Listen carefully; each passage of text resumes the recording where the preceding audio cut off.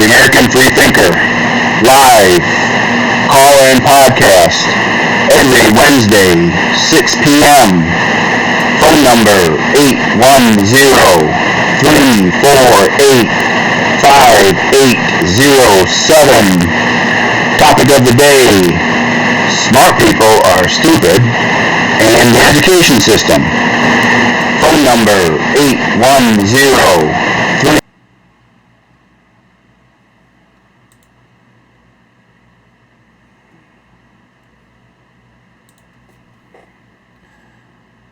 Hello, anybody there?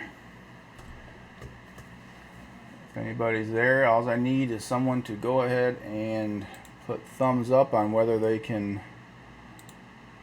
hear me okay. And then of course once the video pops up, because there is a delay,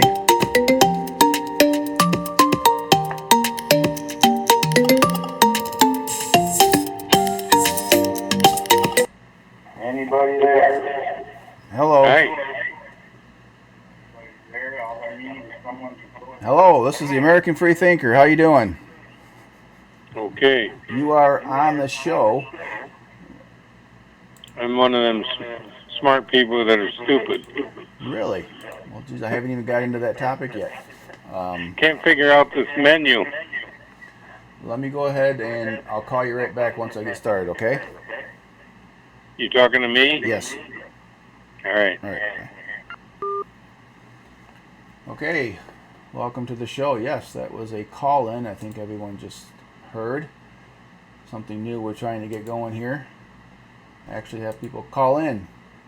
Once I get the show going, get started, after an hour of doing pretty much a perfect show. From what I understand, all you were able to do was see things, but you weren't able to hear it. And let me let you know, it was probably about a perfect podcast. Just to let you know, it was fantastic, and I was enjoying it thoroughly.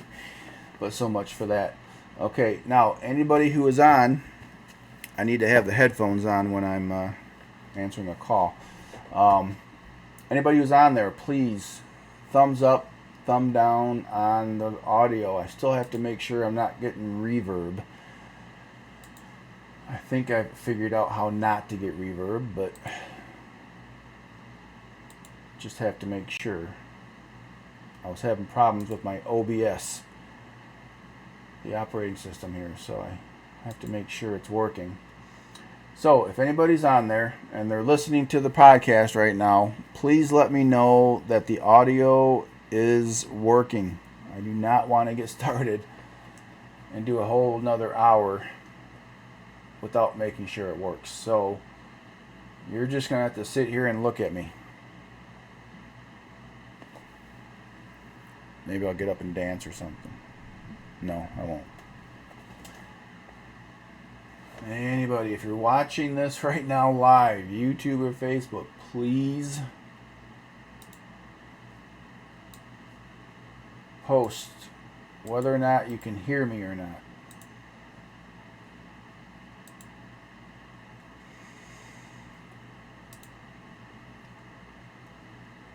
Thumbs up, thumbs down, anybody?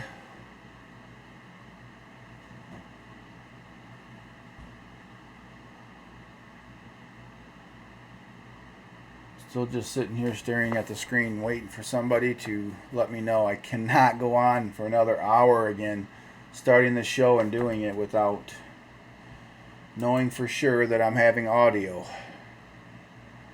It looks like I definitely have video. So what I'm going to do is switch over to the emblem.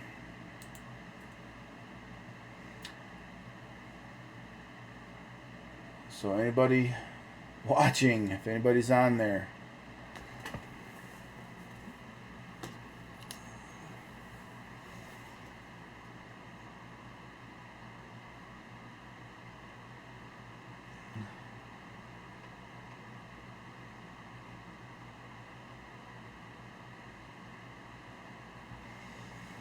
all right. Let me see if I can get something to work here. How about, right. now. Let me see if I can get something. I know if there's going to be a little bit of a delay. How about... Right. Okay. Now. So... See if I just got confirmation. A little bit of a delay. Oh, yes. My OBS is going crazy. Okay. I think I might have audio. See if I just got confirmation. A little bit of a delay. Oh, yes. Can I get OBS thumbs going crazy? Facebook or YouTube? I think I might have audio. See if I just got confirmation. A little bit of a delay. Video. Oh, yes. Can I get OBS thumbs going crazy? Facebook or YouTube? I think I might have audio. See if I just got confirmation. A little bit of a delay. Video. Yes. Can I get OBS thumbs going crazy? Man, that stinks too, because I had a lot of people logged on audio that joined. Now nothing out there. So if you happen to be on there, please share or like or something. That joined. Now nothing out there. So if you happen to be on there, please share or like or something. That joined. Now nothing or YouTube. So if you happen to be on there, please share or like or something. Just sitting here staring at joined. Now nothing or YouTube. So if you happen to be on there, please share or like or something. Just hear me staring at join. We'll get started as nothing happened to. So if you happen to be on there, please share or like or something. Just hear me staring at join. We'll get started as nothing happened to. So if you happen to be on there, I'm going to play this share or like or something. Hear me staring at join. We'll get started as Welcome to the American Freethinker live call-in podcast every Wednesday, 6 p.m. to the American phone number 810 call-in podcast every Wednesday, 8607 American phone number. Topic of the day, smart people are stupid and the education system, 07 American phone number. Topic of the day, smart people are stupid and the education system, 07 American phone number. Topic of the day, smart people are stupid and the education system, 07 American phone number. Topic of the day, smart people are stupid and the education system, 07 American phone number. Topic of the day, smart people are stupid. Okay. How about now? Let's try it again.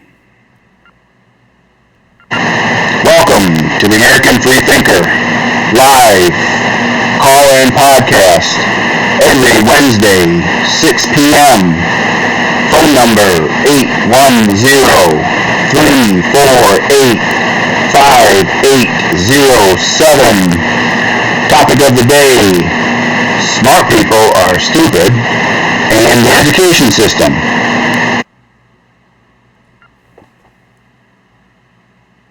We are going to pretend that show started this week at 6 p.m.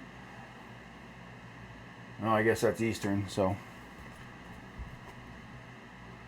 7 p.m. Eastern time this week. If I can get confirmation on audio and not that it's looping on itself or reverb. So once I can get confirmation that audio is good, I can start video and we can get going. And I can redo the whole show over again. Trust me, it was a fantastic show too. You guys missed a really good one. Fantastic. Now how about chatting? I don't know if that's a Facebook issue. I don't know if there's anything I can do. What I was told that there's two different views. You have the news feed where if you just pop up and it's there and it's playing live, and then if you click on it, that's a different look. One of those, the chat works, and the other one doesn't. So if you want to chat, all right, it's good. A chat. I'm excited. Let's get going before more bad things happen. All right. Once I get going and I start explaining the beginning of the show, we'll get right into it. Welcome to American Freethinker. Let me get that video on, because I know that this is a waste unless you can see me, because that is exciting. And there will be a delay, of course. Man, I hate this delay. Anyways, welcome to the show. Did the intro. One thing that is going to be different about this show is I actually learned how to put up documents. Let me explain why I learned how to put up documents. I mentioned before that I am going to start replying to comments, not just live, until I can maybe get people more comfortable at calling in, but also comments during the show live. In a couple of weeks, I had a few comments, and I answered and had a good conversation. It was great. I enjoyed it. I'll enjoy it much more once we get some people that are interested in calling, but we will push forward. But I also, in the next podcast, I will answer comments made by people who watched it not live. They watched it later and they put a comment in there. I will go back to it. So that's what I've been doing from the beginning, is I was kind of going back to the show previous to say what I missed. See, this is live. When I was doing my pre-recorded videos, I could stop, start, or delete the whole thing if I just missed a lot of material and redo it. Well, this is live. And I've mentioned it before, when I'm truck driving, I'm in that seat and I'm driving. I mean, I talk like a professional DJ. I mean, I am just rolling. Not only on the truck, but I'm just talking and it's just going good. I'm remembering things, names and dates. I get in front of the camera here and not quite as good. So one thing I started doing was little just little check mark notes that I can put on and make sure that I'm covering everything. And as the show is evolving and as people are pointing things out or I'm realizing things, now I have kind of a complete show list where I'm going to actually try to follow the show list, and as well as put up documents for you to look at. I really didn't feel I needed to do that kind of thing before with abortion or race or issues or feminism. I mean, what am I going to put up? I mean, I'm just going to put up what other people say, scientific things about abortion or XYXX or no transgender. I mean, I don't find it as important. What happened was my Uncle Dave, who is commenting on the show afterwards, and I don't necessarily like to reply back on Facebook. I would much rather talk about I'd much rather it be where it's just me talking to you. Let's pretend we're at a bar and we're just sitting there discussing the problems of the country or the world, and we're solving. Everyone's done it. You're at a bar, you get a little drunk, start talking about politics, and next thing you know, you've solved the problem. We've all been there. That's kind of the show that I started out doing. Well, on the last show, which was on man-made climate change, my uncle went ahead and chastised me heavily. Now, if you didn't know my uncle, you would say, wow, yeah, oof, well, he must not like you. But that's just him, and that's us. We go back and forth. We don't worry about that. We just say it like it is, and I'm good with that.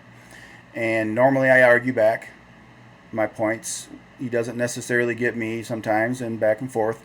His level of intelligence is here, and he discusses things here, and my level is here, and I discuss things here, and sometimes, he's big in the philosophical side of it. Aristotle, Socrates, all that stuff. And he discusses from a philosophical, where I discuss just me talking about things. So he went ahead and decided, he made some comments. And that's what I'm going to start with. Like I do each show, the things that I missed in the past show, or comments on Facebook or YouTube. So the first thing that he mentioned, now before I get into it, again, I want to make sure that everyone can hear me, the video's good. I'm going to start putting up some proof, because that's also another thing that he said, is that you need to start putting some proof into your shows. And so, especially with climate change. And as much as I hate to admit it, he was 100% right, especially in topics like climate change. I got to put some facts up there. I was just afraid that it was going to be too boring, me just sitting there putting these things up in there, and I couldn't figure out how to do it. I figured it out, so now that's what we're going to do. Again, phone number for anyone who wants to call in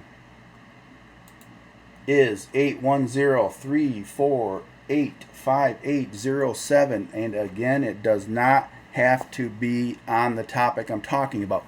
Last week's topic, climate change. This week's topic, smart people are stupid, and I'll explain, and education system. Now, the education system conversation isn't going to be as exciting as abortion or the race issue or feminism or transgenderism or anything like that. It's not as a touchy subject, so it's not as exciting. But there's going to be a lot of topics between now and a year and a half. And this show, I will continue to do this at least until the election. And so some of the topics won't be as exciting. All right, I'm getting a call, so let's see if it works. Hello, American Freethinker, you there? Yeah. Well, hello. Now, before you let me know the topic that you're interested in talking about, I would like to make sure if someone on Facebook or YouTube could post, can you hear the person on the phone? Should be able to. But we'll go ahead and talk, and hopefully someone will let me know on Facebook if they can't hear you. So, what's the topic? Why did you call? And by the way, you are live, and people can hear you, I think. We have a time delay, but that's not a major issue. What I want to know is, how am I supposed to manipulate on these menus?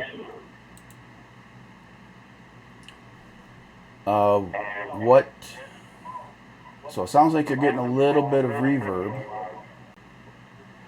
but you can understand what he's saying. I think people are checking in here, but I don't know what you mean by that. You mean to make a comment?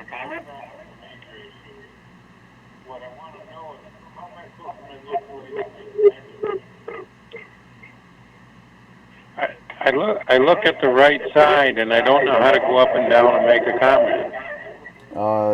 There's a sliding. There's usually something on the right, a little slide that you can slide up and down.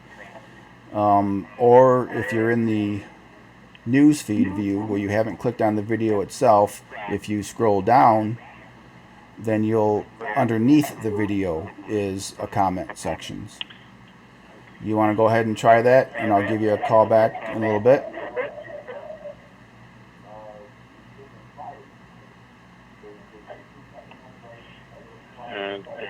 Apparently it's got something to do with my setup on the screen, because I can't seem to get to the point of entering a comment.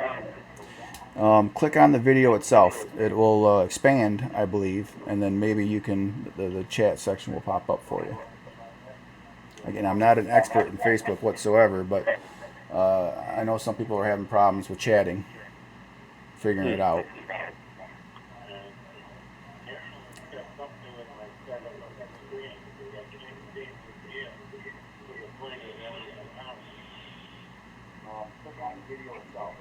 Are you there? Okay, I'm watching you, and there's a little latency period here, but you're giving me instructions and all that. I click on the screen, nothing happens on my. So I'm trying to figure out, is it issue on my side or yours? Sorry, I have no idea. Is this the cell number that you have here, or is this your home number? Because I'm trying to set up a communication thing where I can comment on your replies. Yep. I can have someone, maybe Jackie or someone, call you real quick and let them help you with that. Does that sound good? And then once you get it figured out, you'll comment, and then I'll know you're on. Well, let me just say this. Okay. At least we can communicate over the phone itself. Correct.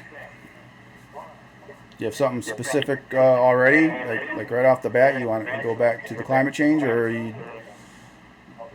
are you taking offense to Okay, I see something that Catherine Sweat is saying Yes. about troubleshooting. Yes, there should be a little space under there. You might not be able to see it real clear.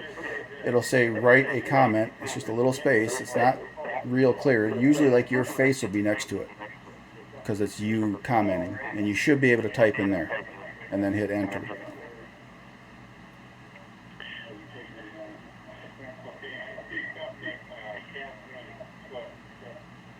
My podcast has become a tutorial on how to work Facebook. I like this.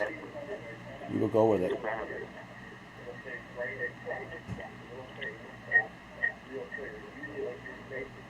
Did you find it? See, I'm replying to Catherine, but nothing pops up on my right side that allows me to communicate. I'm trying to figure this stupid thing out.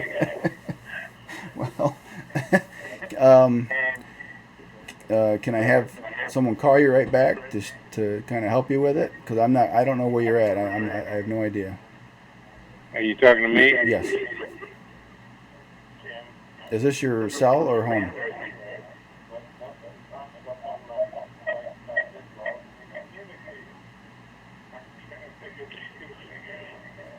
Okay, I'm not going to disrupt your whole program, so I'm logging off. I'm handling the phone up and just try to communicate. Are you able to hear and see all right? I'm hearing you good. Okay.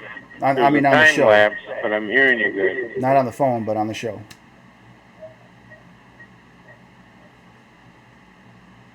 Because I'm going to be talking about you a lot in this show. So that way you can call back. That's exactly why I'm calling in. All right.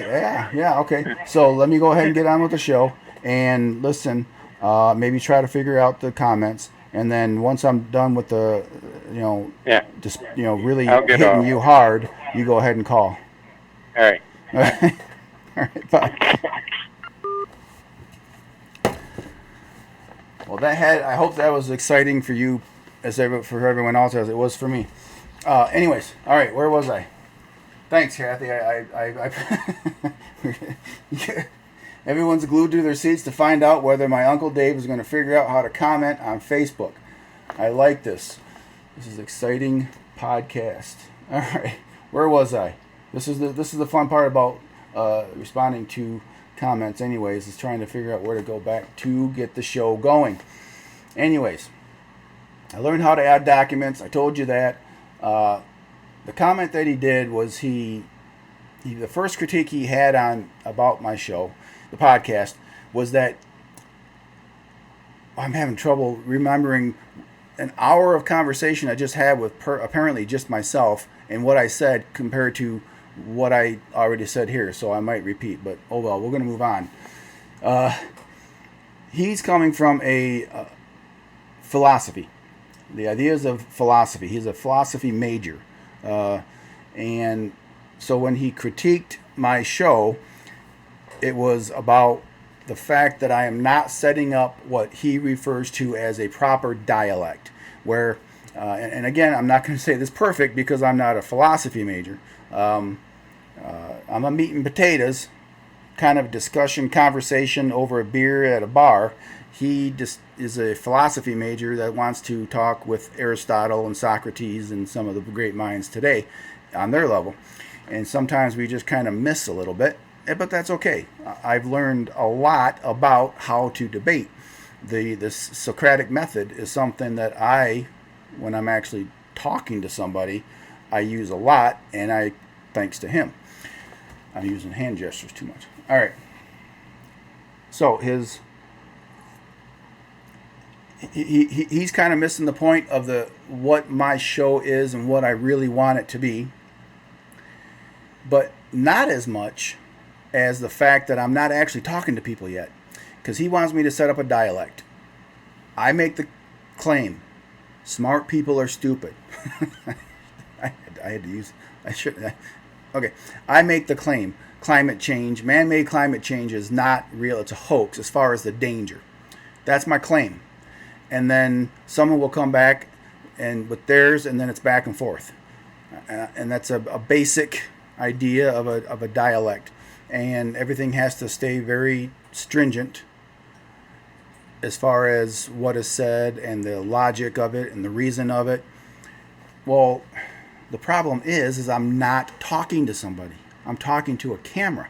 I don't have the ability to have someone come back and explain to me or argue with me or debate with me. So on this podcast right now, it's me talking about what I know about the subject at hand based on the thousands of hours of podcasts and books and the college courses, everything that I've taken. I then take all that information. We're talking podcasts of debates of people that are considered the intelligence of this country, of the world. That's who I listen to. I don't listen to just a mom and pop guy debate, although it's fun. I'm not knocking that. I'm just saying I'm listening to high-end people like the Weinstein brothers and Sam Harris and Jordan Peterson and those people debating all kinds of topics. I take that, use my critical thinking skills, which is something that he's kind of constantly coming at me because we disagree with what critical thinking skills is about, I guess.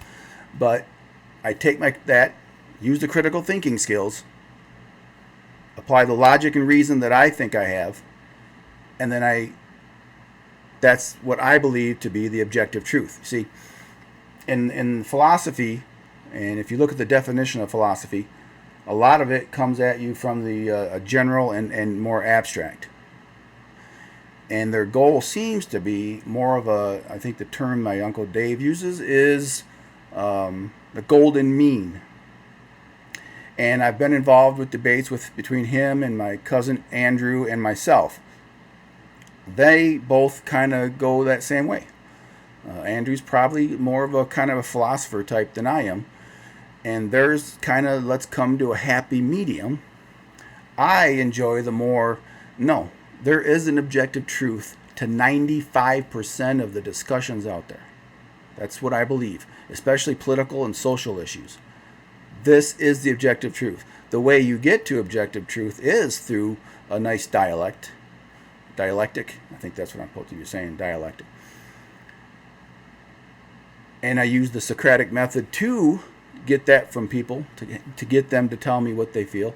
And instead of using my opinion and just me beating them up with my opinion, them beating me up with their opinion and nothing happens. I don't want that. I want the objective truth. I want to get to that point. And I think I've gotten to that point on most issues because of my critical thinking skills. So his first critique, that's what that was about. It was about not having the proper dialectical, I'm probably not saying that right, in the debates. And my answer is, I'm not debating yet. There is no debating going on right now. It's just me talking to a camera, hoping someone's listening. So that's that. Now, I've often wondered, and I'll try to get through this kind of quick. I've often wondered why I have this desire, this need to get to that objective truth. Why I consider myself a thinker, because I try to get to the perfect thing about everything. And I do. I work very hard at getting to that perfect thing. Thank you, Ralph. Pretty cool, aren't they? I think that's the Betsy Ross one up there. Roth. Betsy Roth. Becky Ross was someone went to school with us, right, Ralph? Okay. Anyways, go back. So I asked myself, why do I have this? Why? And it's annoying. Yeah, it's annoying to me. It's annoying to other people. As a manager, it was very annoying to the employees because everything has to be perfect. And so to me, I think it's biological. I really do, because when my uncle comments on this last time about my last podcast, he commented that critiquing the fact that this isn't a real dialectical, this isn't dialect, this isn't what you, and I've explained that. And then he kind of bashed me over the head a little bit about the subject at hand. It dawned on me right there and then, like, and I started thinking, I was like, you know what? I would put my family, my uncles and aunts, up against anybody. I really would. because they came up with, from what I understand, a father that was kind of tough and a mom that was probably the opposite side. So they had that. But it worked somehow because they're all successful. They're not just all successful in their own right. They're all intelligent. And most of all, they're all good people. And I find that great because I don't know if you find that a lot, where the entire family is successful. And this is from a family that was, I have no idea what they would have been considered back, 50s or whenever they grew up, as far as money-wise. I don't know what level, middle, maybe, I don't know. But they definitely weren't millionaires and billionaires. So, and if they are, how come I didn't get any of it? But anyways, I digress. But they all came out of that very successful in their own rights, all of them. And it's fantastic. And intelligence and nice people. Now you go down to the cousins and it's basically the same.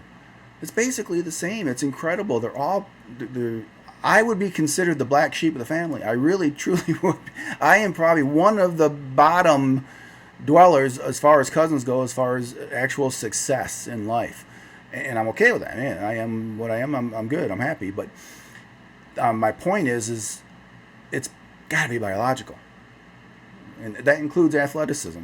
Okay, most of my family is pretty athletic, especially my Uncle Gerald. I had to point that out. He's at the top, of course, but me is a close second, of course. Okay, maybe his son that played professional football, but after that, I'm probably right there. Anyways, where was I? Sorry, I went off a little bit there. But my whole point is it occurred to me that that's what it's biological. There's something to be said with that as far as intellect or the way you're thinking and the way you're brought up. But so now about the climate change, and this is where the excitement becomes I can't even stand it. So much excitement. I knew that I should probably come up with facts, documents to kind of show my point of view. If you can hear that in the background, that is my dog Ted drinking water out of the bowl. Let's listen. Oh, he's done. Okay. The second critique now he's eating. It'd be nice if someone could maybe come in and stop him, but I don't know if anyone's here. Anyways, the next critique, live video. I already love it.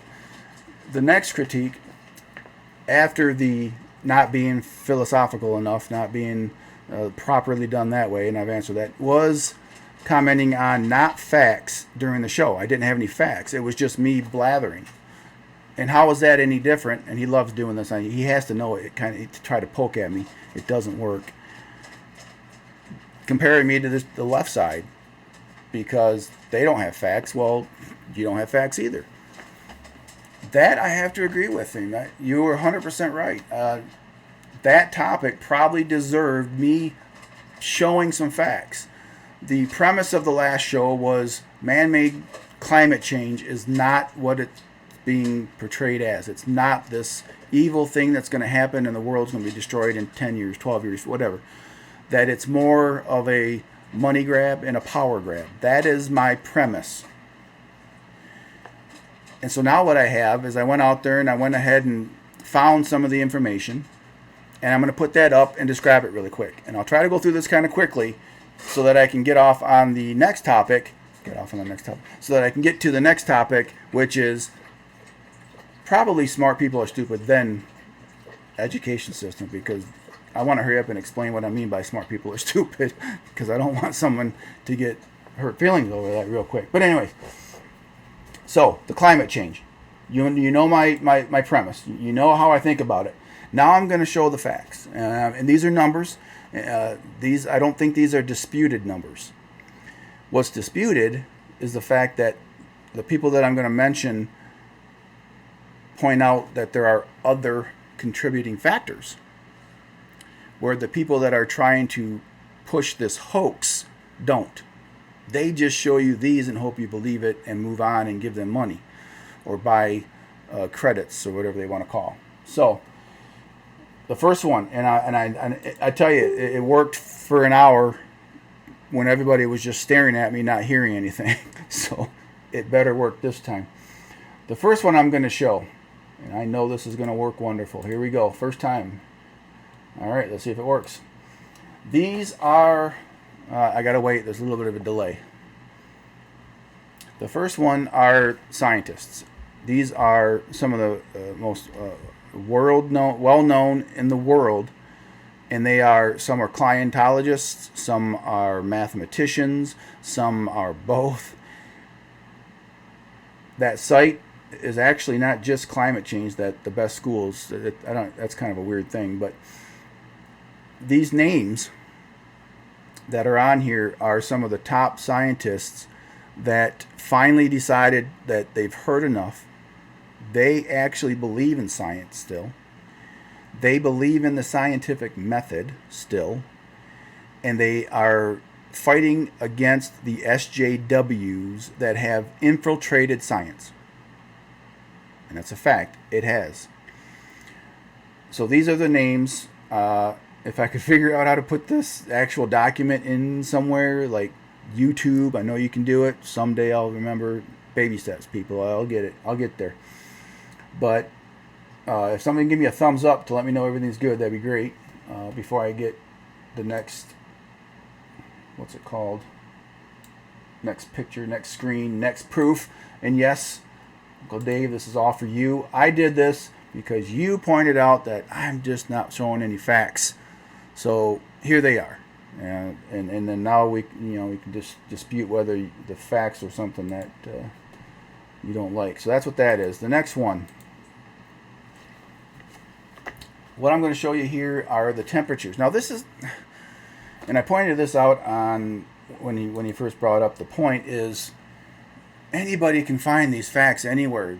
What I do is just, I'm a conversation piece. I want to put out there what I believe based on the stuff that I've already seen. I've already seen all these things, and I'm hoping everybody can see this. This is a 2,000-year global temperature, okay?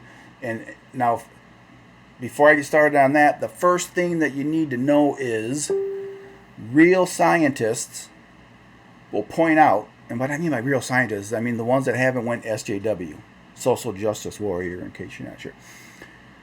They point out that 20, 30, 40, 50, 60, 100 years ago, there was a way that they tried to determine what the heat was at a certain period of time. 20 years later, 50 years later, they have a better way of actually getting more precise. Now they have a better way of getting more precise. So what does that tell the average layperson? You and me, just the average American out there that doesn't have this degree and all these climate stuff. What that tells you is it's not factual. It's not 100%. That they're still finding out better ways. So first of all, the true scientists point that out. That's it. Just point it out. They may be close. They may be way off. But they're pointing it out. The ones that want to push the hoax won't even say that. They won't even point it out. They'll just put it out there. Okay, that's the first thing you need to know. But this is a graph of the heat from left to right years, 0 up to, I think it was 2007 was the last one. Just as a layperson, remember, I just use critical thinking skills, logic, reason, on everything that comes to me. Any topic, anytime. I'm not an ideologue in any way. I just look at it and say, okay, what does that look like to me just off the surface? It looks like climate change. Right? And guess what? Man-made climate change, they're saying happened in the Industrial Revolution. Probably before that, because remember, they use cows farting as one of the problems. And so, because that's CO2. Well, that happened before the Industrial Revolution. But anyways, so if you look at it, that's climate change. And if you also look at it, if you look in the middle, compared to the far right, which is now, it's probably even a little warmer, I don't know. Still not quite, right? So there's been higher temperatures in 500 and 10,000 AD, okay? Higher temperatures than now. Why? I don't know. Why? It wasn't carbon footprint by me or people. But there it is. That's all I'm saying. You get the little ice age, and guess what's going on now? Temperatures are starting to rise. My uncle pointed out that he worked for, I think it was a NOAA, I think is what it's called, part of NASA or something like that. And he just remembered that there was some serious spiking going on or whatever in the heat. And that's what they started saying. I will contend that that's just government. That's just, they're starting to tell people what they want them to hear so that they can get whatever they want to do. Yes, I'm a conspiracy theorist when it comes to that. Okay, but anyways, I'm going to move on. Right? Climate change. Prior to the Industrial Revolution. Absolutely. Facts are like statistics. They can be used to lie. You're right, Kathy. And another point to make out is bad information in, bad information out. That's what the people who push this hoax do. They'll put bad numbers in whenever something isn't going their way. Bad numbers out. All right, we'll go on to the next one. I think this is working. This is cool. I have to thank my uncle for pointing out that, you know what, you're no better than the left if all you're going to do is sit there and yap your gums. Show some proof. Well, there it is.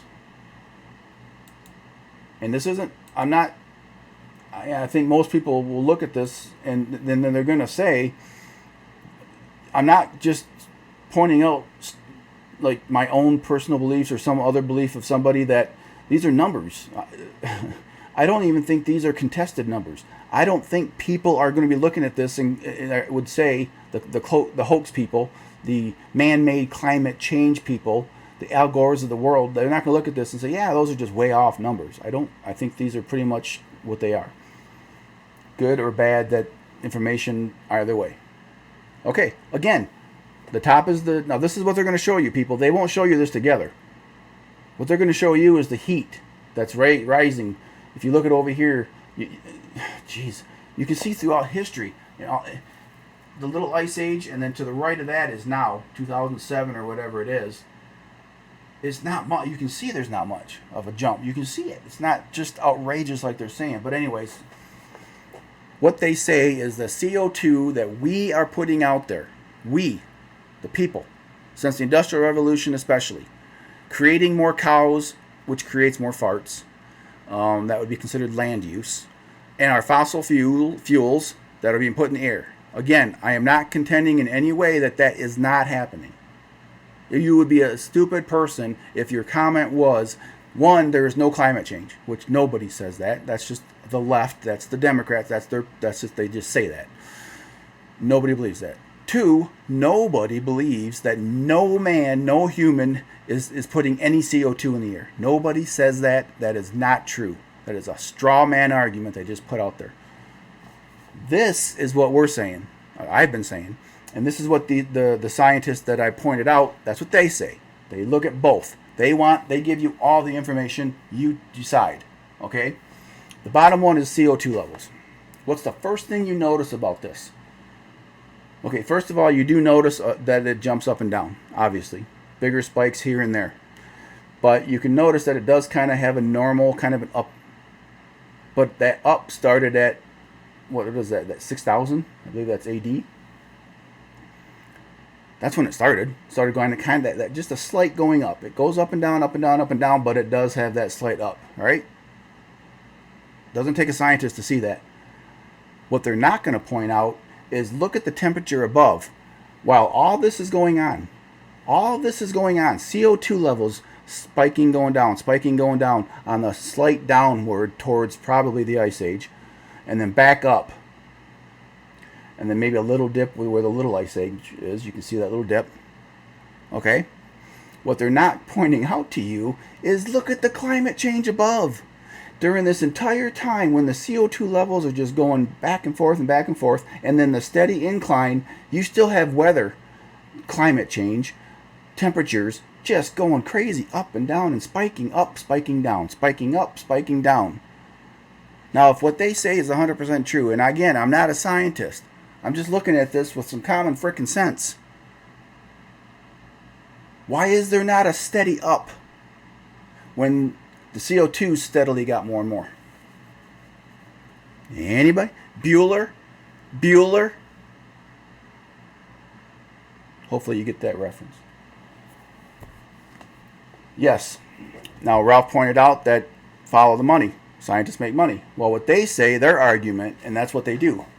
Listen, whenever a Democrat attacks somebody for saying something or doing something, chances are because they're doing it and they're trying to throw it off. Okay? And this is a big one. They say that these scientists are all working for big oil. That's what they're going to say, whether they know it or not. They don't care.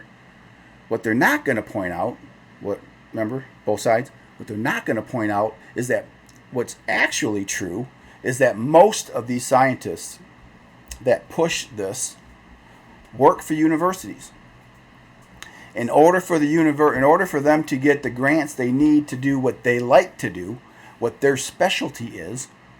I had a science teacher at college that his go-to thing, what he loved to do, was he actually found like moths and butterflies, and he actually names them because he discovered them.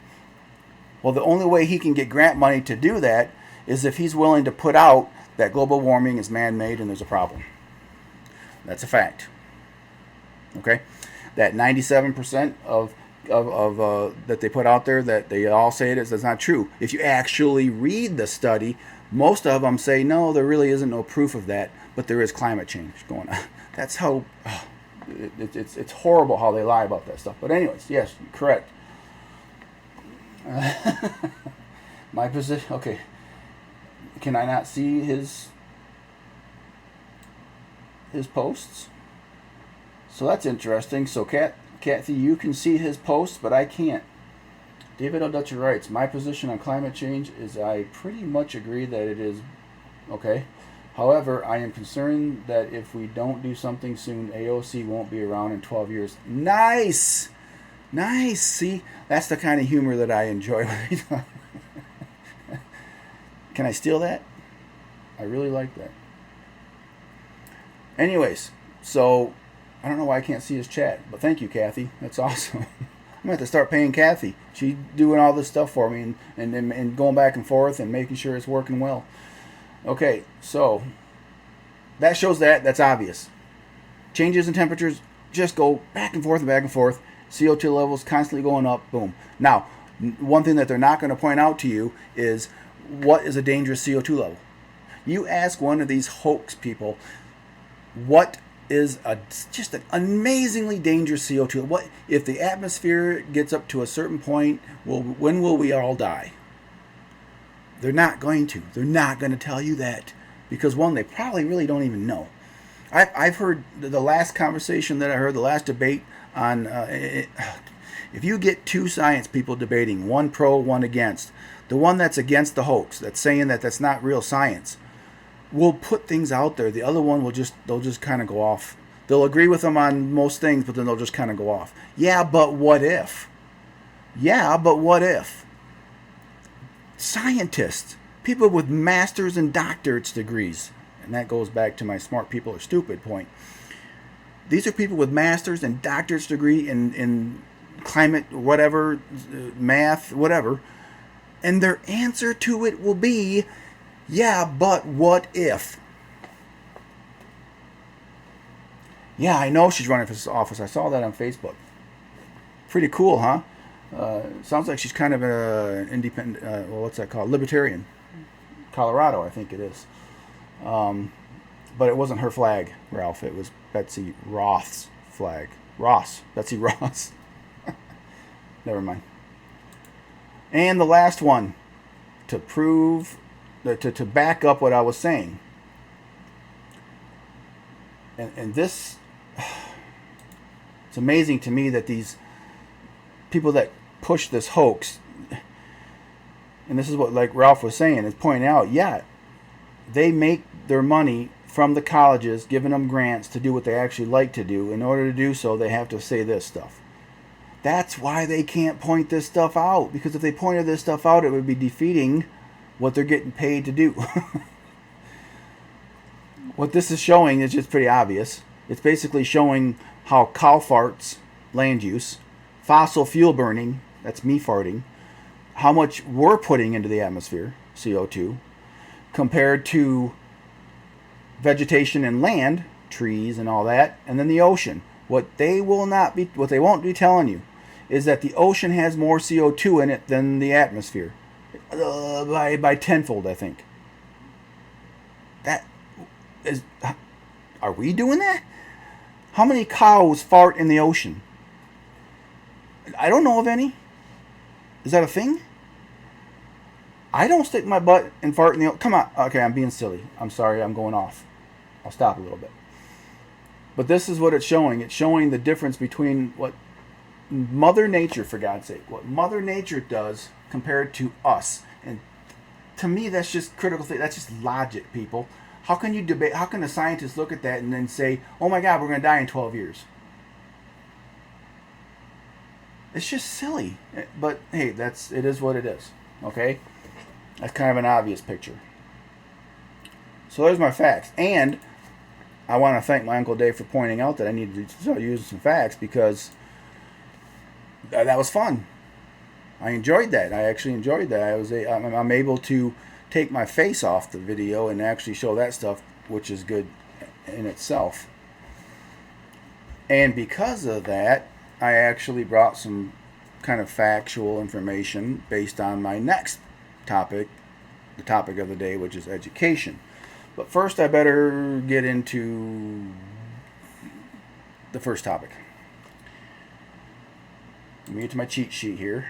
Remember, I am evolving as a podcast by having an actual... I can look at and say, yeah, oops, I forgot that. But I have to look over here. All right. First topic. And that is, smart people are stupid. Before I do that, I should have taken the drink before I came back on. That's a very good mug. Louder with Crowder. If you enjoy humor with the political bent to it, let's order it. I think it's $100 a year, and you get this mug. It's solid. You didn't hear that. It's a good mug.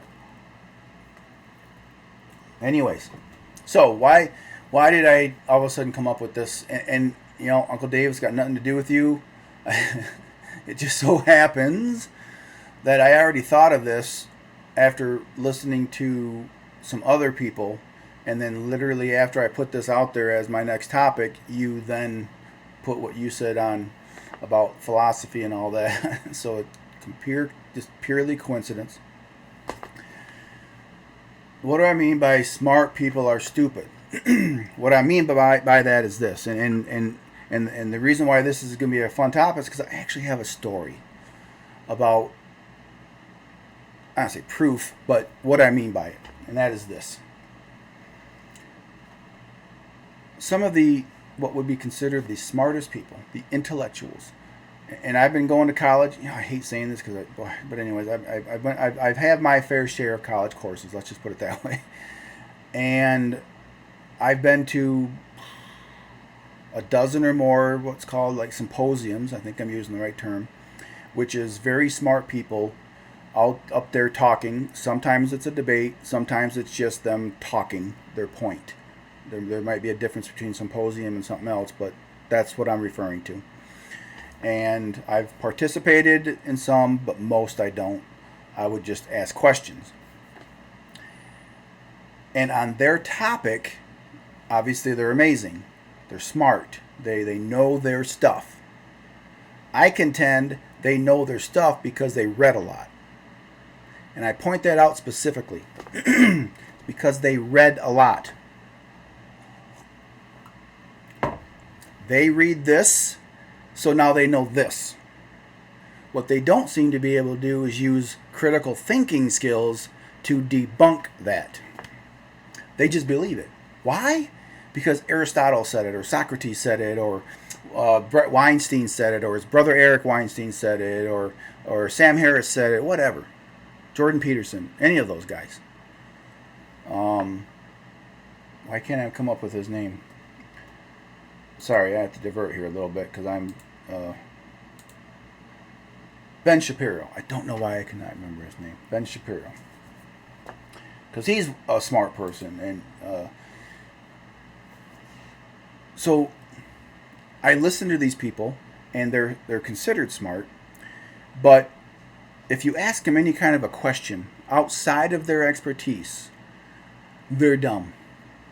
They're and the reason why I say they're stupid, and again, it's done facetiously. I'm being more combative than I am actual.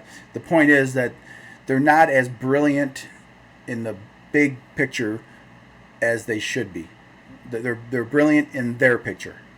But if you start talking to them about any other political thing or any other social thing, or hey, let's just have a conversation and work this out, they will keep trying to divert to their their specialty, but they will have no clue what's going on in regular conversation about anything else. It's amazing to me the lack of critical thinking skills.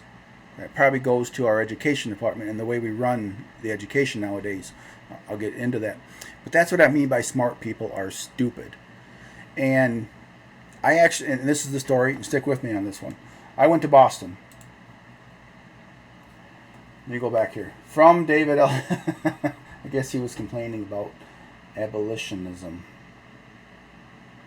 Well, that doesn't make any sense. Why would you complain about abolitionism? Anyways, cracks up every time. All right, I'll say it again. Smart people are stupid. I like that. I know it was a little bit but over the top, but I still like it. I think it'll ring. It's a good thing. And that rhymed. But anyways, I'm back to my subject here. I went to Boston for I guess it would be called a big symposium. Apparently these professors, much like Hollywood, love to pat themselves on the back. They love to get amongst themselves and let themselves feel good about themselves by letting others say how wonderful themselves are. And they do this every year, each different group. This one was geographers. And the professor wanted me to put together a poster board presentation about something. And you were able to get a free trip to Boston for it. So yeah, that sounds great. And so I did my presentation. Everything was great. But what he also wanted us to do is to go to the meetings, the symposiums, where they get together and they have speeches or speakers about different subjects. And it just so happens, and that's what makes this great, it just so happens that it was January, maybe? Yeah, probably January of 2017. I'm not good at remembering the years and dates, but yes, it was right after Trump won the election. And I can't remember the topics. The main reason I can't remember the topics in every detail is because the last night I went and got pretty drunk watching a UFC fight. Walked about 4 miles back to my hotel room, got into 2 fights. That's why I don't remember the details. But what I do remember is going to these symposiums, where they were up there talking on whatever subject, and I went to 4 of them. Every single one ended up having a conversation amongst each other, up at the panel, bringing in Trump, and how evil Trump was, and how stupid the voters were. And these people were so lost at how Trump won. It was hilarious. I would sit back and watch these things and trying to pay attention to the subject at hand so that I could, because as you can tell, I like to debate. I like to ask questions, and so I would always do that. But they always brought up Trump and how evil, but it always went down to how stupid the people are that voted for him. And my last one, because I kept asking questions and they could probably tell where I was going with everything, but the last one of the professors stood up and walked out and said, yeah, I'm really enjoying your questions. You should go to this one. And he pointed it out and he said, it's going to be a really good one. And looking back, I remember, yeah, he had a smirk on his face, and now I know why. But every time I would ask a question, these people would be almost clueless. It's amazing. All these intellectual, they're college professors. Geography, college professors that couldn't answer many questions. It shocked me. And so I went to this and I figured out real quickly why this guy did this. Because he wasn't part of the panel, but he got up after they got doing their stuff just before the question answer part. And he did this diatribe. He just ranted for solid 10 minutes about the evilness of Trump. Evilness of Trump and the stupidity of the people that voted for him. And the racists and the misogynists and the ists. Oh, it was amazing. This guy couldn't help himself. And I pretty much had my fill of it. And I had to do it. I had to stand up. And I just said, I don't have a question for the panel other than, why did you allow this guy to speak? And they all were like, oh, what's going on?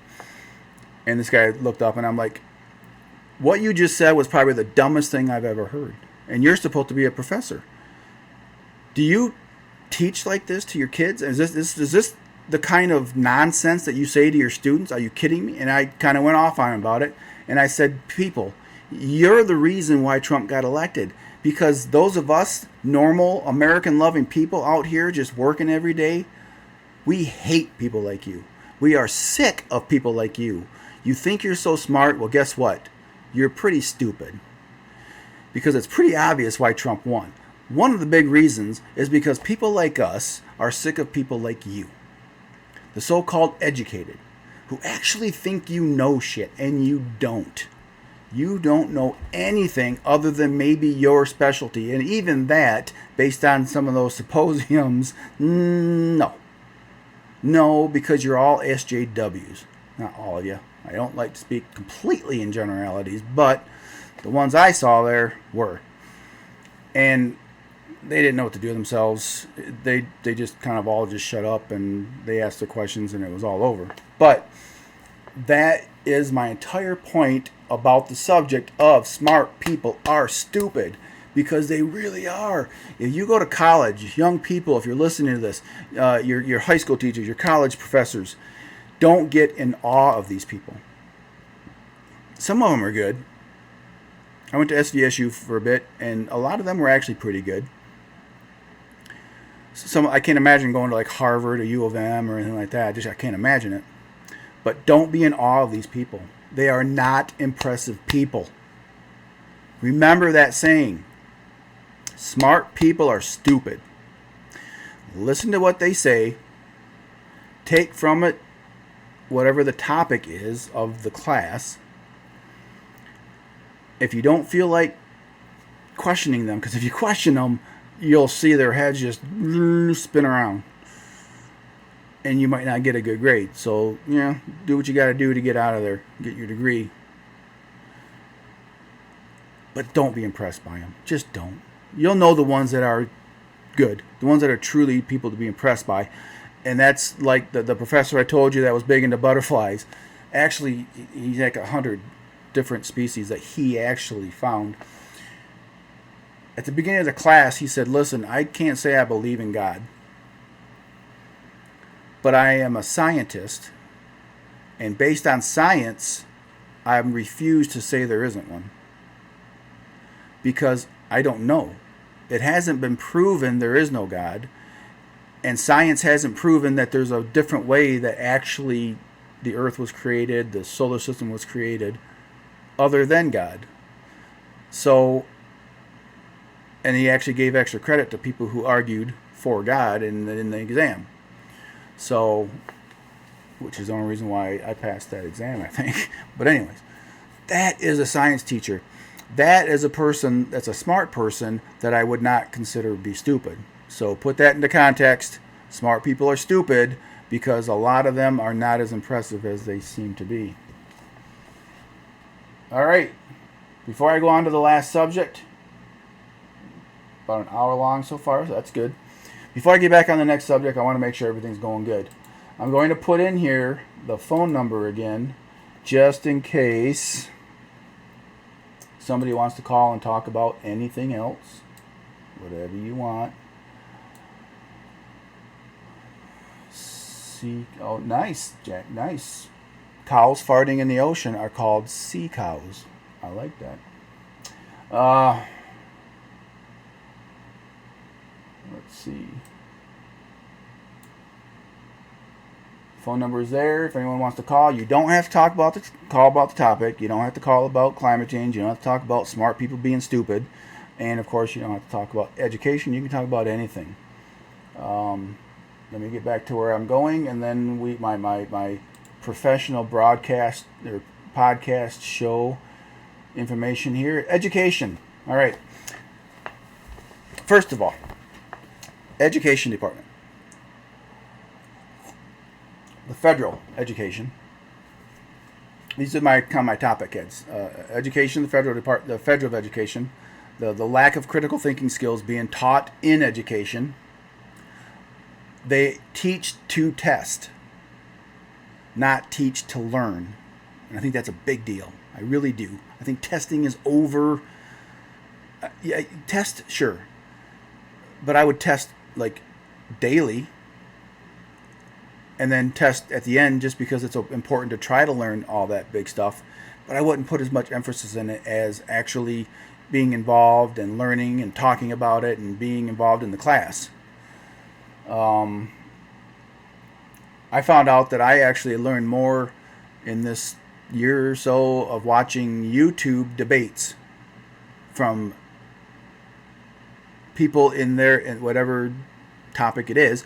I learned more from that than I ever have from college or high school. Obviously, the system is more lean now towards SJW or indoctrination. That doesn't mean every teacher is bad, but we know that that's kind of the thing. And where I want to start at is why it's gotten so bad. And then I'm going to put up some charts on the why I think the funding part of it, the budget part of it is wrong. And I'll end it there. But it's pretty obvious, and I think most people know that, especially at the college level, and that's what I'm going to talk about right now, the college level is full of more lefty, especially when you go to Harvard and Yale, all those big schools. And everybody wonders why. That's something that people, they're not quite sure what's going on. Why is it, how do I say this? Well, they're the smart ones, that's why they're teachers. And that's how they'll say. You know, they're the teachers, they're the smart ones, that's why they're there. And so that's why because the smart people go into teaching. And no, that's not true. It's not true at all. Why there's so many leftists, liberals, communists, Marxists, I don't care, in the education system is this. 60s hippies group, the hippies, the 60s, going into the 70s. That group of people, you had some that were more towards the conservative part, and they got jobs and went to own businesses, and they went that way. The real hippie type, they went into education. Now, whether it was an actual, and it was a very smart thing to do, by the way, whether it was actually something that they did on purpose, like, hey, the best way to end capitalism and start socialism would be to get to the youth. I don't know if there's no way to really know what an individual person thinks about that stuff. But what I do know that happened is because colleges coming up were all mainly kind of that conservative group. But as they got older and left, and as the 60s hippies were coming in and got their tenure, they then got the positions that were able to hire the other people. So now, as they started getting positions all throughout the universities, because you're talking an entire decade, an entire population of people, hippies, that went into education, bit by bit, they stopped hiring people that were more on the conservative. If they knew that you were more on that conservative, interviewing, papers you wrote, whatever, you're not getting the job. They only hired themselves. They hired people who believed themselves. They hired people who maybe wrote papers or did their whatever in socialism, in that kind of liberal belief. It started out probably just liberals, and they hired themselves. Maybe they did it on purpose. It would be intelligent if they did. I would be impressed as a battle of ideas if that's what they did. They actually got together and said, let's start doing this. But I don't know. It probably started off innocent. They just hired their own kind of liberal thought people, and then eventually then it got to where that's what they do now. They just hired themselves. And that's why it's just full of these leftists that just, they get in this echo chamber. And I mentioned how I went back to this one guy's Facebook page because I was finding myself too much into the echo chamber. And I didn't like it. So I wanted to make sure that I got out of that echo chamber, because just Facebook is going to do that on purpose. As much as they're going to try to get things here and there on you, they are a business, and they're going to try to only get you stuff that you keep wanting, that you keep looking at. And next thing you know, that's all you're dealing with is people who agree with everything you say, and that's the echo chamber, and you don't learn. It's just like when I was talking about the culture, multiculturalism and diversity. It's diversity of thought that's important. And if all you listen to, if a country and that's all they ever did, they completely enclosed themselves in, they would never learn what other countries and other nations learned. And so they wouldn't be able to then take that stuff, add it to their stuff, and get more intelligent. And so I wanted to get out of that echo chamber. Well, these people don't get out of the echo chamber. They love their echo chamber. They think because they're educated, remember, they think they're smart, that they're educated. Marxism is perfect for professors. Just think about it. The basis of Marxism is a scientifically ran economic system, a scientifically ran government. Well, who are the leaders? Who are the ones that are going to put together these algorithms? But teachers, professors. They think that they're the ones that know better. That's why Democrats, liberals, are big government people. Some of them honestly think that, hey, we're smart. We know more than you. We will take care of you. Okay. They literally think that. They truly believe that they can run your life better than you, and that's what they want to do. That's the education. That's what's the main problem with education now and at that level, at college level. The next thing that's a problem with the college level, let's see if I say anything here. By his posts, Andrew Heller falls into the pile of smart but so stupid. Ralph, I thought about that myself, but I'm actually talking about like doctorate level intelligent people that are actually stupid. I was always friends with Andrew Heller and his family, and they're great people. I shouldn't have said his last name. Well, you posted it, so I'm safe. And they seem like a great family and they're great people. I never got the thought that he was a thinker. He's not just some... I've debated politics with him face to face, and he just falls apart. He doesn't even try in real life. So that's why I know it's all fake on his podcast, on his Facebook page. He's not a thinker. I just don't think that, and I don't mean it to be a mean. I really don't. So I don't know if he would fall under that as a smart. That's stupid. I just think he's just not a thinker. But anyways, let's see. My kids are living at home. I hated the fact that they had to binge and purge information instead of actual in-depth learning. Exactly, Kathy. And that's one of my stats, and I think I have it in there that I'll be bringing up, is the comparison between homeschooling and public education. Is that fact about the test scores on all levels of everything. homeschooling that is done, truly done. Really, they work hard at it. The kids are so much smarter because they learn that, like you said, the actual in-depth learning instead of just enough to pass the test, just enough to pass the test. And oh, guess what? Don't do critical thinking. Don't question what you're reading. Just learn it, test, learn it, test, and that's so absurd. You're absolutely right. Smart people are stupid. I think I've pretty much pushed that one as far as I can go. To be honest with you, I might have already moved on and completely forgot. So now that's what I'm trying to learn, how to go from comments to my topics. But I'm loving it. All right. I'm going to bring up some budget issues, numbers that I showed from K through 12.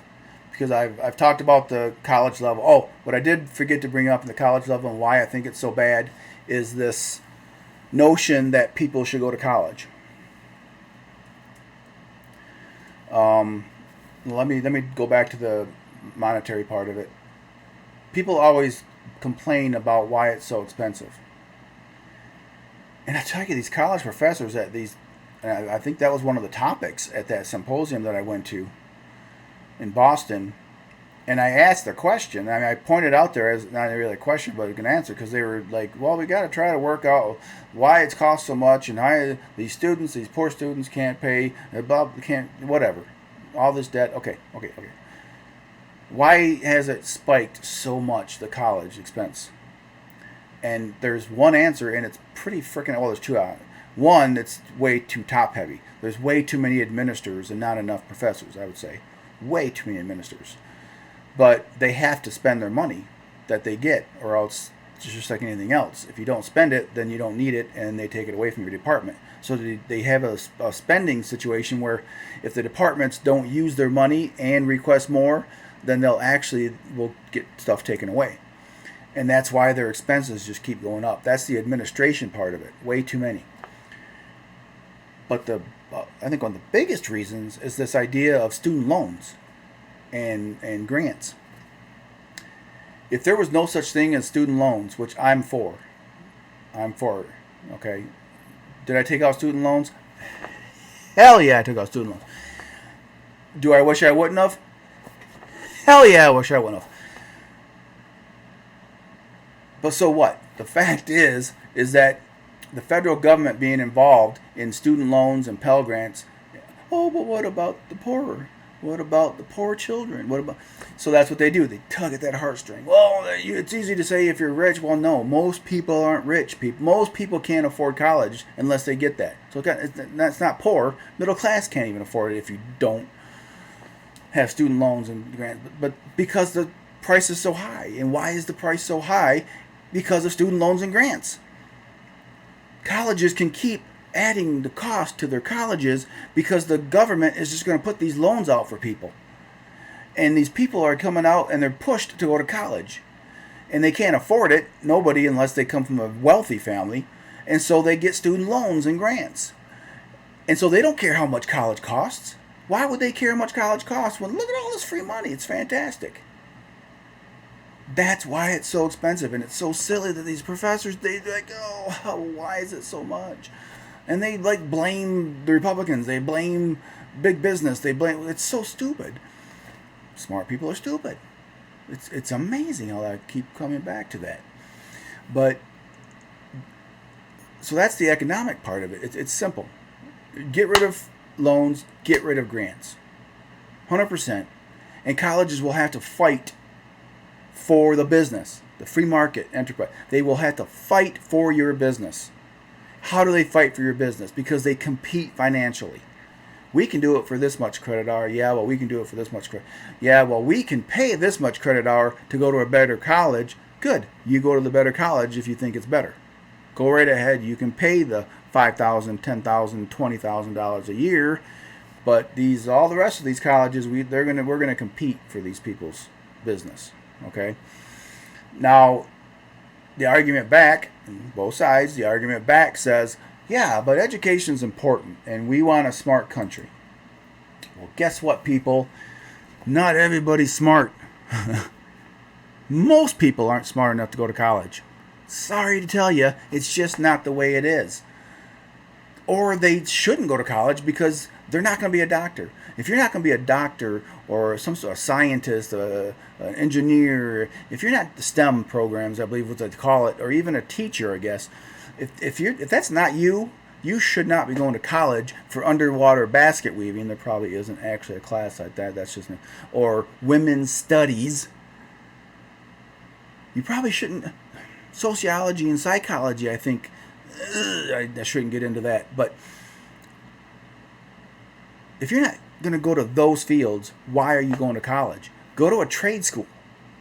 Go to a trade school and learn carpentry or learn HVAC or truck driving or a school for that. But go for something like that, because those jobs pay more than teachers. Those jobs pay more than probably some doctors make. Okay? HVAC, you get up there and start making good money. You own your own business. You're making six figures. I mean, it just makes no sense. You don't have to go to a 4-year college. So probably half the people that go to school shouldn't be going to college. College is a business now. And the problem with the fact that college is a business now is you have the government paying for the frickin' thing. No, it's outrageous how much money is paid at colleges when most people shouldn't be going to college. And maybe that statement that I made where not everyone's smart enough to go to college, that was a little rough, maybe, but I guarantee you there's some truth to it, and so I'm okay with it. I take back the take back. Go to trade school, or just go to the service. Spend 4 years there, and then they'll pay for your college, or you come out and get a good job and have a good living. Start a business. Don't go to college. Okay? The only way we stop this is if we stop the student loans and stop the Pell Grants. If you insist on student loans, you insist on Pell Grants, cap the heck out of it. Bring it down. If you brought down the amount of 18, 19, 20, 21-year-olds getting that kind of money thrown at them, they don't care and they don't know. Because most parents don't teach their kids about economics, money, how to balance a checkbook. They don't teach it. I know I didn't. I had econ class my last semester because I couldn't do algebra. Another story. But so I had some knowledge of it, and it sure the heck didn't help me. They don't know how to handle getting all that money. Not to mention all the credit cards that get instantly. As soon as you turn and go to college, you can get any credit card, a dozen of them, easily. So they inundate you with that. They inundate you with free money to go to college, and you're just sitting there not having to work and just going to college and getting a degree in underwater basket weaving or women's studies. They're the same thing. Stop it. And these professors that were up there were like, "Are you? No, there's no. What are you talking about? That doesn't make any sense. No, it can't be that way. It's got to be because of the rich people. It's got to be because of the Republicans. It's got to." Yeah, smart people are stupid. I think I went to college. I think I did the college good enough. Maybe I missed something, but I'm moving on. End the podcast here with pointing out K through 12. I actually don't know if K through 12 should really be anymore. I don't know. I go back and forth on it. I think high school sports are important coming up. The extracurricular, that word was rough, is important growing up. Interaction with people, learning discipline. I love that aspect of it. But you wouldn't have to necessarily have a city school to do that. You could have all the different home schools and all the different, charter schools, and each city still have their football teams or whatever. You could come up with a system like that.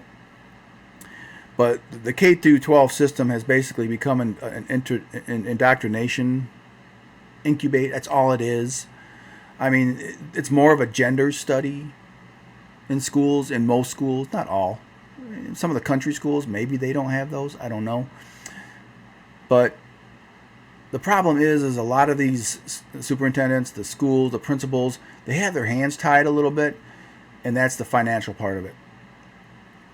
I did some investigation to find out, because I'm always under the impression that you get your taxes, All the money, city, local, state, goes up to the federal. Federal then trickles it down based on what they feel happens. I think it goes that way, but it's more of a state thing. The money goes up to the state, then the state trickles it back down. And there are a couple different options that different states use in that. I'll go over that real quick and then point out the charter schools, public schools, Christian schools compared to public schools. It's easier for a 19, 20-year-old to get a student loan than for a 40-year-old to get a business loan or home loan. Wow, did you just put a mouthful, Ralph? Yes, you said a mouthful. That's 100%. Never thought of it that way, but yes. And is that not a sad thing? Easier to put for a 19 to 20-year-old to get a student loan and credit cards at that point than it is for a 40-year-old with work experience to get a business loan, which would actually do a lot better for the country in the long run, because most college students are not going to get the degree they went to initially. Most college students might not even finish college, or they're going to get degrees that don't do them any good. Great point.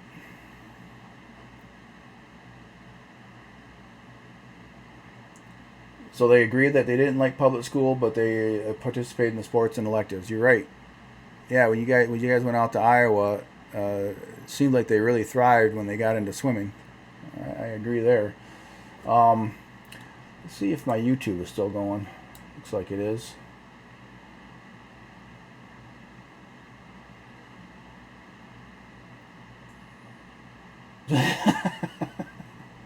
So Uncle Dave is posting on Kathy's page somehow. How did he post? How is he posting on her page? I don't even. So he's actually posting on your page somehow. That's fantastic. And I don't know enough about Facebook to even understand how that's even going. So we'll move on from there.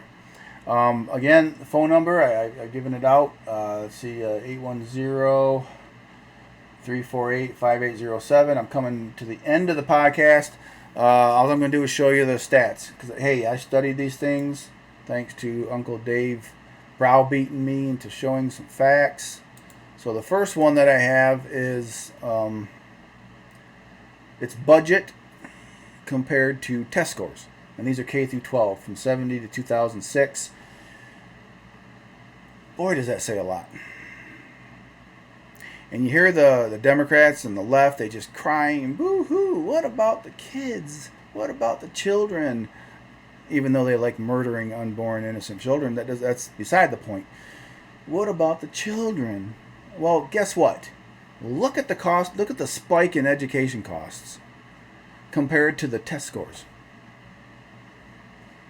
Now, if someone can point out that these are wrong, that these are made up, go right ahead. Feel free. Because everything I looked at, and I saw many of these, that's exactly what they say. That's K through 12. Does that make any sense to you at all? No. We spend more money, I think, than any other nation, and our test scores aren't as good. Now, I don't agree those stats necessarily, because a lot of times those stats aren't comparing apples to oranges. Okay? They literally, the way their system works, only the top people actually get to a certain level of school. The rest of them gear more towards regular jobs. So they're only testing their brightest, and that's the test they're comparing to our entire population of kids. So don't necessarily believe this hype about test scores towards other nations.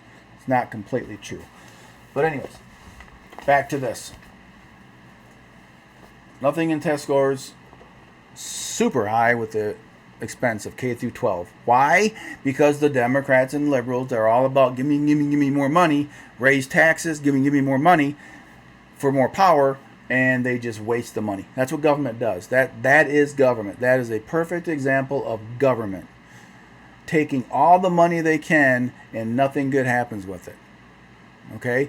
I believe it was Bush that did the No Child Left Behind Act, which I remember thinking when he came in and he pointed that, I was like, well, it's probably a good thing for children. And it sounds like it just destroyed the education system. I forgot to look at it. I was going to look it up and actually look at what it means and what it says exactly. But I remember someone discussing it, pointing out why it was so bad. And I think it might have a lot to do with the whole idea of testing.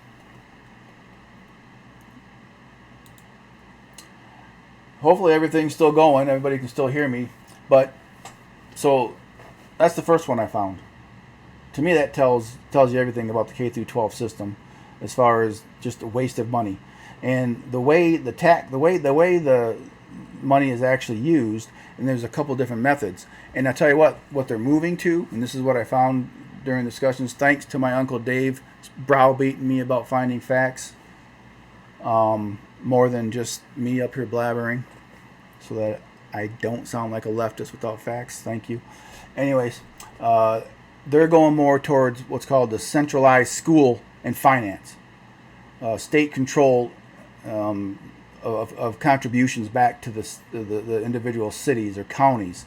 What happens is all the counties or the localities, they collect a tax anywhere from like 1% to 1.4% or something like that.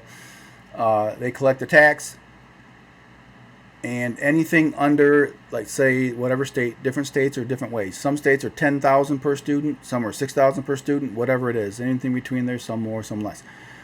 But what they do is, because the wealthier communities, that 1.2%, 1.4%, whatever they do, surpasses the 10,000 per student range. Because taxes that are supposed to go strictly to students, strictly to education, they raise more than 10,000 per student. So the state gives them nothing. The state doesn't help them in any way, shape, or form, because they reach that 10,000. The more poor counties or cities, localities, they actually don't reach that 6,000, the 1%, whatever it is. They don't reach that 6,000 or 10,000 plateau, so then the state gives them that difference. And that's the state budget.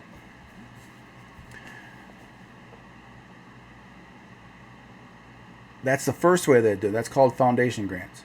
The next way they do it is, because during that way, if a school district in the poorer school district raises their, they can raise their taxes, they will never reach 10,000. So their people are getting taxed more, but they're never reaching the 10,000. So the state always has to bring more in. The next way to do it is they call it a guaranteed tax base, where they're guaranteed a tax base with a consistent amount of money for their tax effort. So the tax rate's 1.2%, both in the poorer cities and the wealthier cities. The wealthier cities, they reach that 10,000, they're good. To talk the poorer cities into raising their tax rate on the community to try to reach that 10,000 as close as possible, the state says, if you raise from 1.2 to 1.4 or whatever, we will double the amount of money coming back to you on that. We will match that. So whatever that extra is from the people, we actually match that, so that it makes it worthwhile to tax their people more. What a great system, right? Let's tax the poor people more. I thought Democrats were all about helping the poor people. But anyways. Now they're going to a more centralized, where, of course, government power, where they're just going to say everyone gives 1.2%, 1.3%, it doesn't matter. Whatever comes in, and then we just give everybody the same. 10,000 per student. Usually that's low, though. They don't go 10,000 per student. That's the states that jump down to like 6,000 per student, because now they're just guaranteeing from everybody. Where the extra money comes from the wealthiest schools, doesn't matter. We don't care about the wealthy, remember. It's only about the poor. Next slideshow. Man, I cannot believe I figured out how to do this. That's pretty awesome. Now, I don't know if you guys know this or not, but in the Constitution shows nothing about the federal government doing anything for the school district, schools. That is not in the Constitution. The way that the big federal government gets around that is it's not for education. It's for the states, as long as they are willing to agree to certain rules. Okay, just like No Child Left Behind. As long as you agree to that and you're willing to do that, they give you a block grant. Boom, the state gets it. The state then gives it to the schools. So that way it's a walk around the Constitution. Now, I would love to say that's straight Democrat, but I doubt it. I'm sure it's a Republican. I'm sure they don't even care. Whatever. Unless you're a conservative or more of a libertarian, you probably don't care. Whatever. It's more money, big government. Because now the government gets to tell the states, you will teach Common Core in your schools, or you will not get this $1 billion in grant money. That's how Common Core instantly got put in. Because I don't know how many states didn't do it, but most states, if not, whatever, 45, 60, 47, 40, whatever. Of course, because most states don't have the budget where they can say, just give up $1 billion or whatever it is in grant money. So that's the way the federal government works around the Constitution to get involved in local school districts to put in the books the BS that they put in the books. The history books, the math, whatever you want. And Common Core, everyone knows, was just a complete flop. Absolute waste. But that's how they get around it. By these grants to the state. As long as the state agrees to force their school, the localities, to do XYZ. Under Bush, it was No Child Left Behind. Under Obama, which was that Common Core was just... The history books, a part of Common Core, were just pathetic. It was so horrible. It was just bad. It was indoctrination at its worst. What about the Atlanta teachers changing test answers so they get a bonus? There you go. I didn't hear about that. Atlanta teachers changing test answers so they get a bonus. That might have something to do with the No Child Left Behind thing. It very well could be. It turned out that was a disaster. Because what I think it had something to do with, and correct, I may be wrong on this, but I think it had a lot to do with test scores above a certain amount, and the teachers were held more liable for that. And as long as they got the test scores, they got the more grant. That's how that worked, I think, something like that. So that I guarantee it's not just Atlanta, Ralph. I guarantee you a lot of school districts said, let's just give these guys passing. Let's be like Harvard and Yale. And they basically, if you get in there and you're willing to pay the $50,000 a semester, you're going to pass. That's Harvard. That's Yale. That's why, let's all say it together, that's why smart people are stupid. How is it possible that every teacher told us that it was far too complicated? What happened? I can't scroll for some reason. I'm stuck. Uh-oh. There it is. How is it possible that every teacher told us that it was far too complicated for us parents to learn so we can help our children for homework? We could not comprehend this and still can't. Thankfully, my youngest doesn't struggle with math.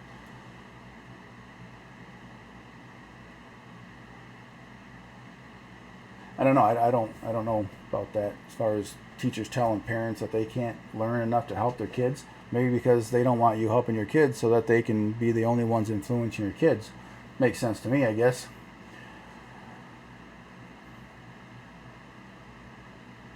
That's the newest thing. The digital space for schooling is the next thing, and that's where I was kind of going to it. That was kind of going to be my end. Is based on this, you can see the non-constitutional part of federal government, which is the education part, spends more than the constitutional defense. And then when you combine all education, K-12 and other educations, now look at how much more they spend in defense. One's constitutional, one's not. And they didn't go and right at it and say, no, we're going to amend the Constitution, giving the federal government the right power over localities, because it wouldn't happen. People would be like, no, you're the federal government, stay out of our localities. So instead, they do go to a state with these blank grants, a way around the Constitution for big government power. Pretty simple and pretty ingenious, actually. Very smart, evil people. So that's why I wanted to point that one out. And I think I only have one more, and that's the one that Kathy was referring to. These are SAT scores. There's actually another one, PSAT scores. I forgot to download that one or get that one. But reading, writing, math, and then the total scores. ACCS, I believe that's the Christian. like the combination of all the Christian schools. Of course, independent would be more along the lines of charter. That's the religious. They added both those together. I'm pretty sure ACCS is, maybe that's just one set of Catholic schools. And then, of course, public. Kind of speaks for itself. I think everyone knows that. There really isn't. And what annoys the heck out of me is people that, in their mind, homeschooling is wrong for the kids because the kids don't get enough time with other kids, and they miss out on that how to deal with other kids. And well, if you're a homeschooler, and it's more now than way in the past, but a majority of homeschoolers, not all, nothing's all. There are some that don't do this, but most make sure that their kids are involved in multitude of things. Homeschooling is such a big thing now, and I forgot to bring that number up too. There's a number that shows how many from the 70s all the way up to now, and it's a huge number now. But there are so many organizations out there now that you can get in touch with and you can get with that will, you can get together and go do things as a group. I'm pretty sure if you're a homeschooled kid, you live in a city, you can still play sports in that school district.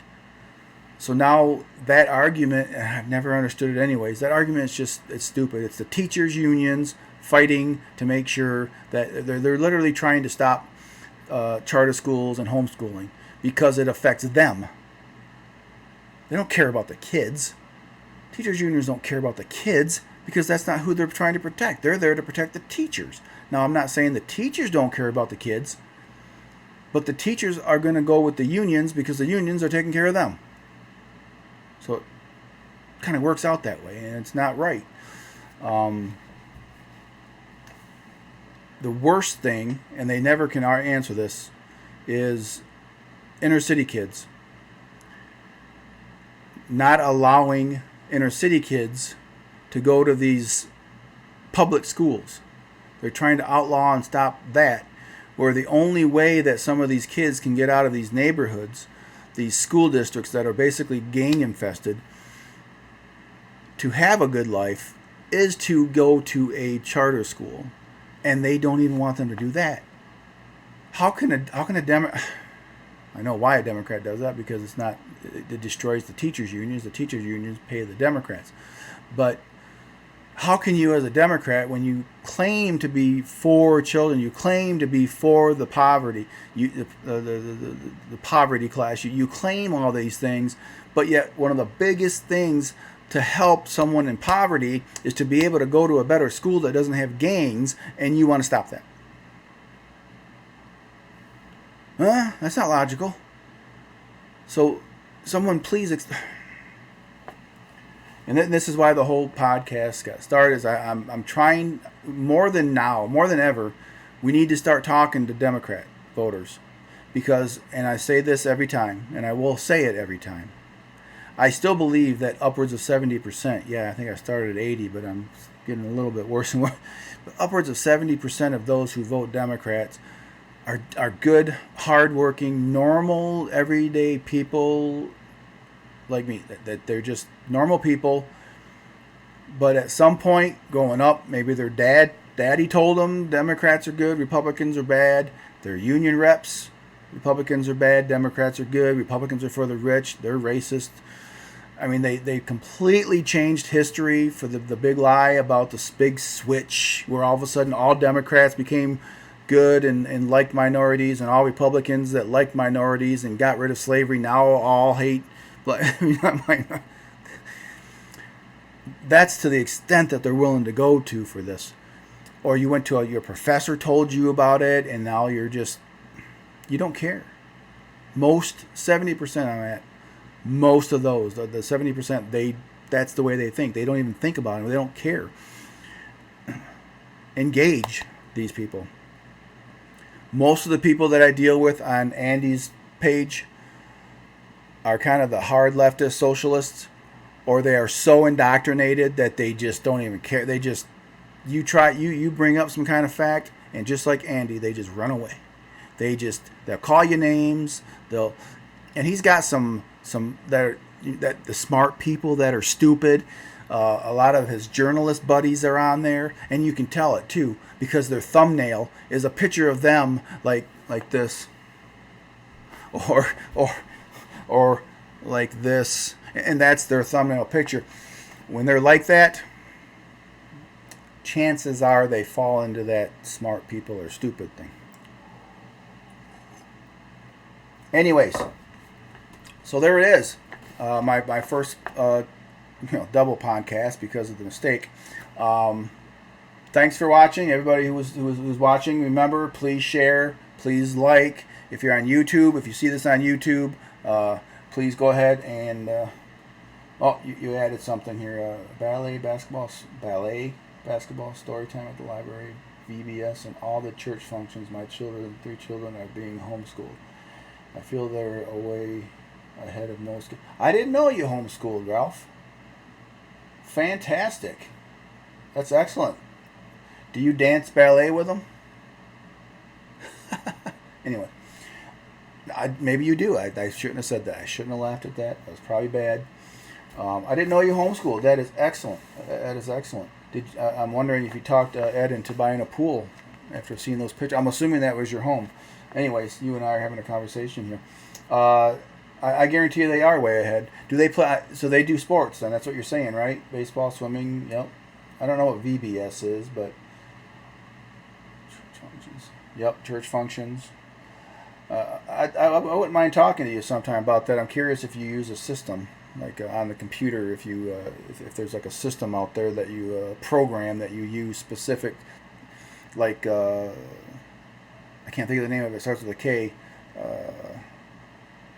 It's the name of the leader of the mongrels. I think I can't. Khan Academy, I think, is one of those. But anyways, so please share, like, YouTube. I can never remember. Subscribe. Most important, hit the bell so that you get notifications when I'm on live. And next time, hopefully, I won't have problems with the volume right off the bat, because there was like 40 some people that joined right off the bat, and I was wondering why none of them were staying. Well, I'm glad it wasn't just because of a bad show. But anyways, thanks again for watching, and I will see you next Wednesday at 6 p.m. if I can figure out how to end this.